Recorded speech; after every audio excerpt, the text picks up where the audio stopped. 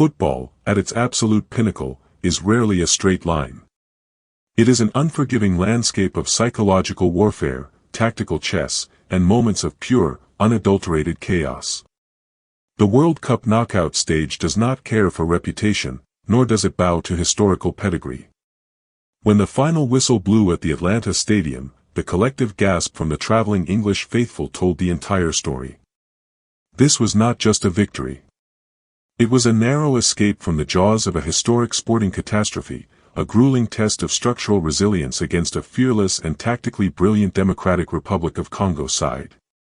For 90 minutes, the scorching atmosphere in Atlanta played host to a narrative of survival, adaptation, and the timeless brilliance of world-class leadership.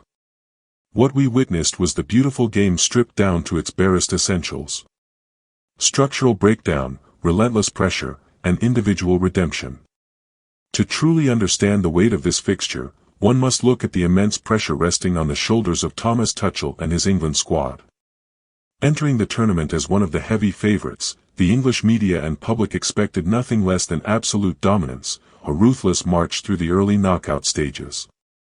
For decades, the narrative surrounding the Three Lions has been plagued by tactical rigidity and an inability to adapt under sudden duress.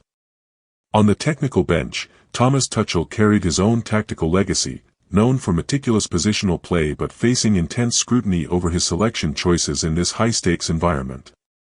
Opposite them stood the Democratic Republic of Congo, led by the tactical mastermind Sébastien Desabre. The Leopards entered the round of 32 completely unburdened by expectation, fueled instead by a collective desire to cement their golden generation into African football lore. Historically, DR Congo has always possessed explosive athletic talent, but under Desabre, they found a cohesive defensive structure and a devastating transition game. The psychological battle lines were clearly drawn. England had everything to lose, their legacies on the line, while DR Congo played with the fierce, liberated energy of a team ready to tear down the traditional football aristocracy.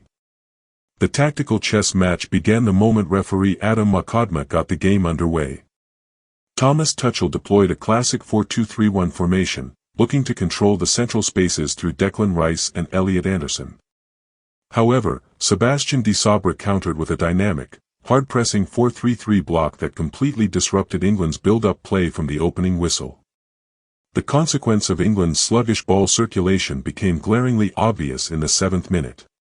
DR Congo triggered a brilliant high press on the right flank, forcing a turnover. As the English defensive line scrambled to drop back into their low block, a sensational cross was whipped into the edge of the penalty box. Brian Sepenga, reading the flight of the ball perfectly, manipulated the space between Jed Spence and Ezri Konsa. With sublime composure, Sepenga unleashed a low-driven shot that flew directly into the bottom left corner, completely bypassing the outstretched arms of Jordan Pickford. The stadium erupted. This opening goal shattered Tuchel's pre-match tactical blueprint and sent shockwaves through the English midfield.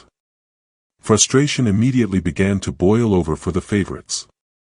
The tactical consequence of falling behind was a frantic, uncoordinated press from England, which exposed huge spaces in transition. In the 19th minute, the emotional weight of the match caught up with Jude Bellingham, who committed a reckless, high-intensity tackle out of pure frustration, earning himself a crucial yellow card from the referee.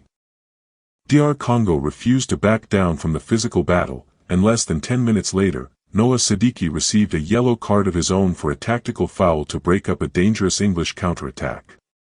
England slowly began to find their rhythm, searching for half-space exploitation. In the 30th minute, Bellingham ghosted into the box to meet a beautiful cross, but his powerful header towards the right corner was met by a truly world-class save from Lionel Messi.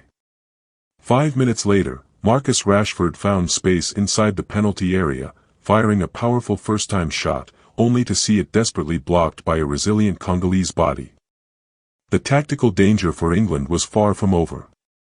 In the 42nd minute, DR Congo exposed the vulnerability of England's high defensive line. A spectacular long ball split the centre-backs, finding Yoane Wissa completely unmarked inside the box. Wissa unleashed a thunderous, venomous strike that beat Pickford all ends lines, but the ball violently rattled the right post and bounced away. It was a massive let-off for the Three Lions. Just 2 minutes later, controversy took center stage. Harry Kane went down under heavy contact inside the Congolese penalty box, demanding a penalty kick. Referee Adam Makodma halted play to consult the video assistant referee system. After an agonizingly tense VR review, the referee ruled the challenge legal, denying England the penalty and driving the psychological tension to an absolute breaking point. England threw everything forward in the final minutes of the first half. In stoppage time, Bellingham's downward header was miraculously kept out by the feline reflexes of Lionel Messi. Moments later, off a desperate corner kick, Harry Kane fired a fierce low shot from close range, but Messi once again produced an unbelievable save to protect his side's precious lead as the whistle blew for halftime. The second half commenced with the exact same tactical intensity. In the 51st minute, Marcus Rashford showcased his individual brilliance, embarking on a dazzling, labyrinthine dribble through the heart of the Congolese defense. He bypassed 3 defenders and faced the keeper, but his delicate chip drifted agonizingly wide of the far post. Sensing that his starting wingers were running out of ideas against the low block, Thomas Tuchel made a decisive double substitution in the 61st minute. Bukayo Saka and Anthony Gordon were introduced to bring directness and explosive pace, replacing Noni Madueke and Marcus Rashford. Desabre responded shortly after by bringing on Meschak Elia to maintain their transition threat. Tuchel then sacrificed fullback Jed Spence for the creative qualities of Ebereki Eze, shifting England into an ultra-offensive shape. The tactical shift finally paid dividends in the 75th minute. Under relentless English pressure, DR Congo's defensive block dropped too deep. An absolutely pinpoint cross was delivered into the danger zone, and the English captain, Harry Kane, rose highest, directing a flawless, looping header into the inside of the left post. The equalizer completely shifted the momentum of the game. Immediately after the goal, Desabre tried to refresh his tiring side by introducing Theo Bongonda and Edo Kayembe. But England smelled blood. The tactical discipline that had defined DR Congo for over an hour began to fracture under the sheer weight of England's squad depth. The crowning moment of the match arrived in the 86th minute. England executed a fluid, rapid passing sequence on the edge of the box, carving open a pocket of space. Harry Kane received the ball with his back to goal, spun brilliantly away from his marker, and fired an absolute rocket into the top right corner of the net. It was a masterclass in elite striker play, completing a stunning comeback. In a frantic bid to salvage the match, Desabre threw on Yoris Kayembe and Fiston Mail. To counter this, Tuchel immediately shut up shop, bringing on the defensive solidity of John Stones for Declan Rice to secure the victory as the final whistle eventually blew after 7 tense minutes of added time.